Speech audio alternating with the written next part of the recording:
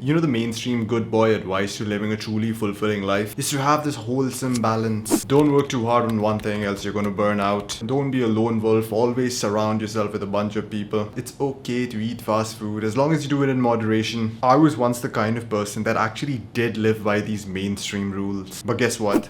Things in my life were not going too well. My grades were bad, my assignments were due, I was addicted to fast food, always procrastinating, feeling tired and depressed all the time. But that is not who I am anymore. Around 6 years ago, I ditched a lot of these mainstream strategies and went on what I call a villain arc. And it was during this time where I was doing a lot of pretty unconventional counterculture things that just skyrocketed my discipline. I'm now someone who trains martial arts, lifts weights at the gym. I wake up and start working even before the sun is up. I've worked as a software engineer at Fortune 500 companies and have been one of the best performing students in both my bachelor's and my master's program. In this video, I'm going to share with you 3 unconventional principles for discipline that will finally end your weak man era and allow you to execute your plan for world domination. And if you're someone who is easily triggered, then perhaps this is not the video for you, because a lot of what I'm going to say next is probably going to contradict your current beliefs.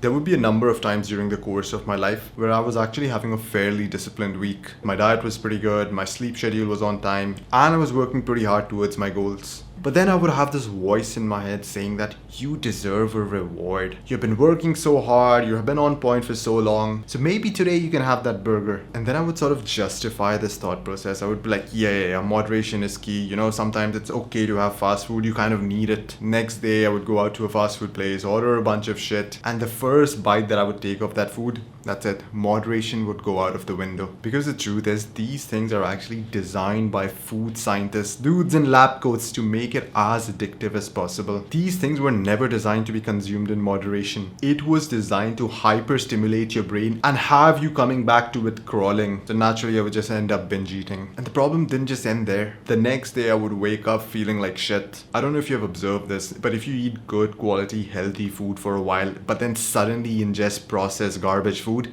you are going to feel a lot more lethargic. You are going to sleep for way longer, and you're going to wake up feeling lethargic, tired, feeling a bit dull. That's because most of these processed foods have a bunch of unnatural ingredients in them. And when these ingredients get into your system, they give you all these weird symptoms. So don't think of fast food as just something that is going to make you fat. Nobody. That is the least of your concerns. The true damage is what it does to your brain. So now when I would wake up late, feeling tired, my routine is already out of the window. I can still taste that burger from last night. It's as though that pleasure has been etched into my brain, and this makes you crave it even more. So instead of starting my day by doing something productive the way I normally do, I instead start my day by doom scrolling or eating more garbage, further digging up that hole. And then you start negotiating with yourself that perhaps you can take this day off, or perhaps another cheat meal is not going to do too much harm. Once your momentum of discipline is broken, it is very hard to get back on the horse. It took me hundreds and thousands of failures to finally learn my first villain lesson. You do not moderately intake poison. Doing things in moderation is good advice for training. Like, you don't want to overtrain and burn yourself out. It's also good advice for doing intellectual work. You don't want to overdo it and fatigue yourself. But when it comes to moderately intaking certain kinds of things, alcohol, weed, fast food,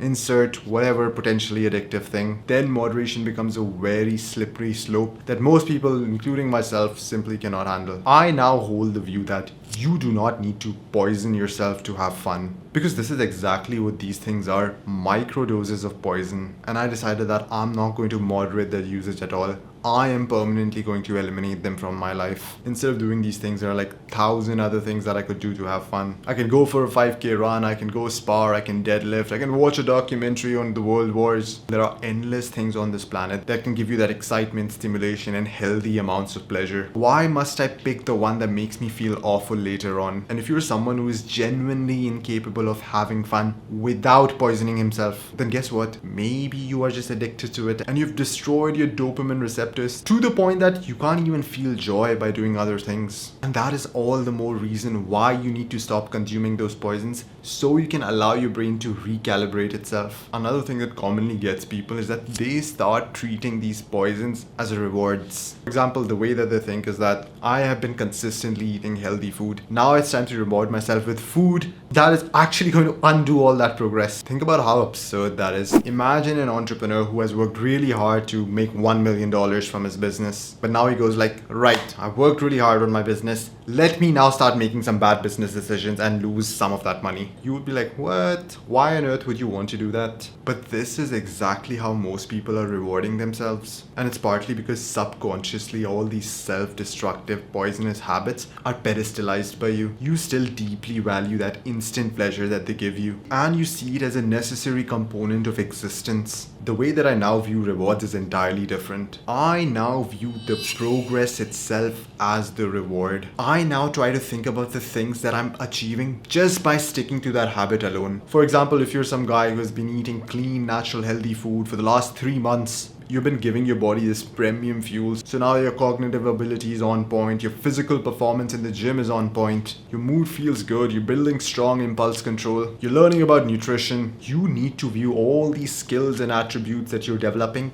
as the reward itself. This way you'll actually experience that reward throughout the entire journey, and you won't feel like the need to have a cheat meal to feel rewarded. But if you absolutely want to reward yourself with something a bit more tangible at the end of your journey, then make sure that it is something that pushes you further towards your goals rather than pulls you back. For example, if you've stayed disciplined and read a book for 90 days in a row, then perhaps reward yourself with a Kindle or some other device that would really boost your productivity. Your rewards should look like investments in yourself rather than things that limit your progress. Just to be clear, the point that I'm trying to make is not to view self-destructive habits as a necessity of life or even view them as rewards. What I'm not saying is that just work all day and burn yourself out. You can absolutely have periods of time in a day where you're just rejuvenating yourself. You know, these days we really get pushed to socialize and have friends, but what no one puts an emphasis on is what kind of friends. The truth is that 90% of the people that you will come across have no ambition. They live unhealthy lives, they're addicted to porn, weed, casual sex, fast food. And this is going to sound a bit harsh, but most people that you consider as your friends, they actually fall into this category. They are a net negative to your life. There's a lot of truth to this saying that you are the average of the 5 closest people that you spend the most time with. And if you constantly surround yourself with individuals who have no real burning desire to improve their lives, then guess what? Neither will you. If you look around yourself and you notice that half your friends are obese or addicted to weed, you are going to subconsciously accept that it is okay to be obese and be addicted to things. This is the norm. The expectations that you have of yourself are shaped by the people around you. This is why a villain arc might just be the thing for you. Become a lone wolf for a while. Just for 30 days, minimize all social interactions with people who are a net negative to your life. The cost of social interactions with losers is not just that you drop your own standards, but also the fact that most of these social interactions happen later at night, meaning the quality of your sleep is destroyed. And these social interactions are centered around some sort of activity that is bad for you, either smoking or eating fast food. And not to mention that you end up wasting 4 to 5 hours in such gatherings. For 30 days, I want you to conduct yourself like a villain. Cut off communications with these people. Do not show up to a single gathering. Do not respond to their messages. Do this instead. Make yourself a routine. And the first thing that you do is fix a time when you're going to go to bed. Fix a time when you're going to have lunch. Fix a time when you're going to have dinner. Then pick 2 to 3 activities that you would really like to do in the day. Place these activities at convenient times in your day. For the next 30 days, you have no excuses, because for the next 30 days, your time is not going to be influenced by other people. You are the master of your time for the next 30 days. And when you start following this routine, you're going to come to 2 realizations. The first is that when your day is not being dictated by others, it is just so much easier to live a productive, healthy, disciplined life. You're no longer missing workouts for shisha sessions. You're waking up feeling fresh and motivated because you slept at 9 p.m. and had a good night of sleep. The single biggest reason why most of the clients that I work with are unable to follow a structured day, it's because they end up having too many social gatherings with the wrong crowd at the wrong times. The second realization that you're going to have when you follow this routine over and over again is that most things on this routine are going to begin to feel effortless. Because you've done this day after day, your brain has now begun to rewire itself and optimize itself for these habits. And when your brain becomes optimized for something, it stops resisting it.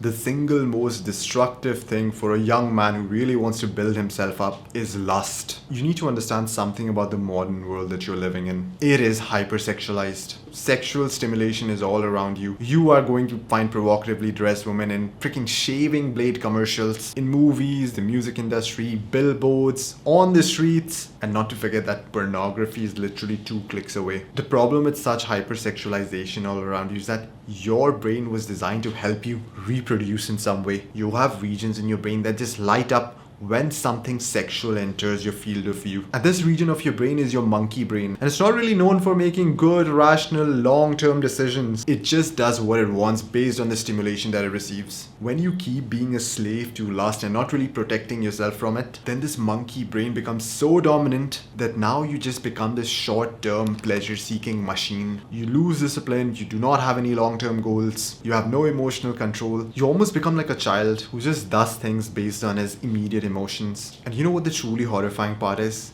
No one is telling young men just how damaging lust can be for you. Instead, the mainstream notion is it is okay to masturbate in moderation. It is okay to drool on half-naked Instagram models. It is okay to jerk yourself off to pixels on a screen. It is okay to check out that girl that is walking by you. It is okay to hook up with 40 different people as long as you have consent. I'm here to tell you that no, none of these behaviors are good for you. All these checks of pleasure that you're cashing, they come at the cost of your willpower, your ambition, and your discipline. So what exactly do we do about this? How do you win this fight, not just against the world, but against yourself? You know, when you see a racehorse, you see that he has something called blinders on his face. This is to actually narrow down its field of vision so they can only focus on the track ahead and not be bothered by the distractions. You need to incorporate this racehorse mindset in your life. Remove every single possible way that lust can enter your field of vision, because once it enters your visual field, it will trigger your monkey brain. I have created a personal set of rules that allow me to avoid these triggers. And full disclosure, some of these items on this list are going to feel very unnecessary or even too hard to implement. The first rule is no scrolling on social media. I'm never doom scrolling Instagram Reels, YouTube Shorts, or TikToks, because you never really know what thing can just pop up and enter your field of vision. Additionally, there are like 1,000 other damaging things that doom scrolling does to your brain. The second rule is do not follow someone who posts even remotely provocative things. This means that I do not follow any female celebrity, athlete, influencer, singer. The third rule is to lower your gaze when you're in public places like the gym or restaurant, especially if you're living in the West. You guys have it way harder than any of us. The fourth rule is do not watch movies, series, or even play video games that are just filled with sexual scenes or provocatively dressed characters. And I'm going to be honest with you, this was probably the hardest rule to master, because this pretty much means that 99% of all forms of entertainment are forbidden to you. And it took me quite a while to build that discipline to adhere to this rule. I remember the show that I really want to watch. It's called The Witcher. I was really looking forward to it, but I had to give up watching it because it was just filled with lustful things. You put the blinders on, you have eliminated the triggers, but that is only one half of the solution. You see, if you're a young, healthy man, you're naturally going to have this desire to procreate. And if you don't somehow manage to regulate this sexual energy, then you're going to fall back into lust. One way that I've discovered to regulate the sexual energy is through fasting. Fasting is when you do not eat food for a particular duration of time. What I've noticed after experimenting with myself and working with dozens of clients is that having a fasting window of around 15 to 16 hours reduces these sexual urges by nearly 50% and makes them a lot more manageable. One of the reasons why fasting is so effective at this is because when your body is deprived of food for a while, then its priorities switches from reproduction to instead detoxifying and cleaning up your body. And you can actually leverage this phenomena to master your sexual energy. Whenever I put forward this idea of using fasting to master your sexual energy, I'm always hit with excuses from people as to why they cannot do it. Bro, I'm bulking, I need to get my calories in. Bro, I'm lifting weights, I need to get my protein in. Bro, this is going to impact my workouts negatively. Or bro, I cannot really concentrate when my stomach is empty. I have a lot of things to study. But the truth is, I was able to incorporate all these things while fasting regularly for 15-16 hours. And so can most other people. Now granted, if you've never fasted before, it is going to take some time for your body to get adapted to fasting. And you might have to make some lifestyle changes, switch things around just to incorporate fasting in your life. But once you get used to fasting and it almost begins to feel effortless, then it's like you have a cheat code for beating lust. One of the biggest challenges that I've seen young men face is that they are able to be disciplined momentarily when they're motivated and focused, but they simply cannot maintain this discipline for long periods of time. So make sure that you watch this video to learn how to do exactly that.